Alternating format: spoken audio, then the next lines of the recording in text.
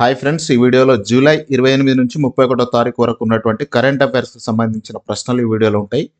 First నుంచి last వరకు చూడండి. చూసి వెళ్ళిపోకుండా ఖచ్చితంగా ఒకసారి లైక్ చేసి వెళ్ళిపోండి.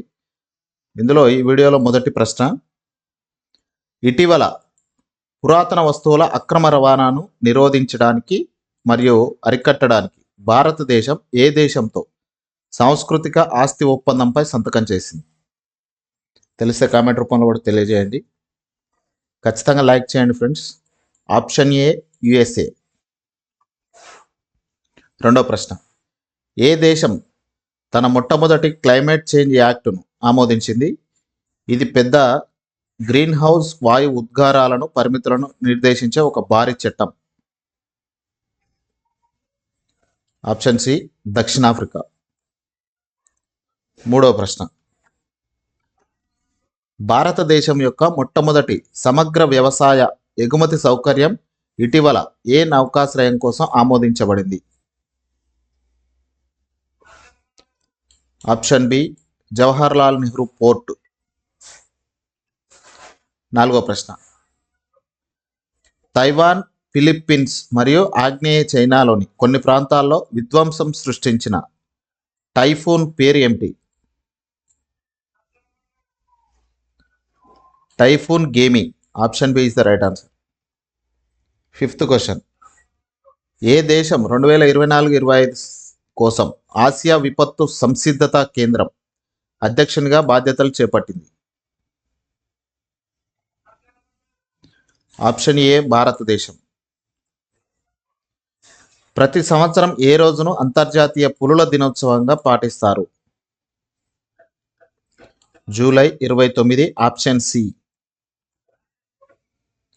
ఏ ఆగ్నేయ ఆసియా దేశం ఇటీవల అయోధ్య రాముడిపై స్టాంపుతో కూడిన ప్రత్యేక స్టాంప్ సెట్ను విడుదల చేసింది? Option A Laos. ప్యారిస్లో కాంస్యంతో షూటింగ్లో ఒలింపిక్ పతకాన్ని గెలుచుకున్న మొదటి భారతీయ మహిళ ఎవరు? Option B Manu Bhaker. ఏ దేశం తమ మొదటి మహిళల ఆసియా కప్ టైటిల్ను కైవసం చేసుకుంది? శ్రీలంక.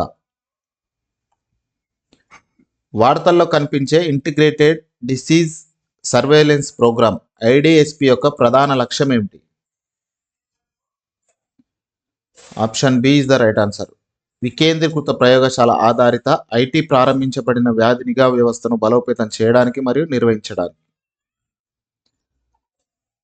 వార్తల్లో కనిపించే డిఫెన్స్ అక్విజిషన్ కౌన్సిల్ డిఏసి యొక్క ప్రధాన లక్ష్యం ఏమిటి? ఆప్షన్ బి సాయుధ బలగాల యొక్క ఆమోదించబడిన అవసరాలను త్వరితగతిన కొనుగోలు చేయడానికి. ఇంగ్లీష్ ఛానల్ను దాటిన ప్రపంచంలోనే అత్యంత పిన్న వయస్కుడైన పారా స్విమ్మర్గా ఏ భారతీయుడు నిలిచాడు? జియా రాయ్. Option D. డయాబెటాలజీలో చేసిన కృషికి గాను ఏ కేంద్ర మంత్రి జీవితకాల సాఫల్య పురస్కారం అందుకున్నాడు? Option C Jitendra Singh. Research access కోసం ఇటీవల ఏ డిపార్ట్మెంట్ 1 సబ్స్క్రిప్షన్ కార్యక్రమాన్ని ప్రారంభించింది? Department of atomic energy. పర్యావరణ సుస్థిరతను ప్రోత్సహించడానికి ఇటీవల ఏ మంత్రిత్వ శాఖ ఐడియాస్ ఫర్ లైఫ్ ఇనిషియేటివ్ ప్రారంభించింది? ఆప్షన్ సి పర్యావరణ, అటవీ మరియు వాతావరణ మార్పు మంత్రిత్వ శాఖ. ఇది ఫ్రెండ్స్, వీడియో నచ్చితే మీ ఫ్రెండ్స్తో షేర్ చేయండి. Thank you.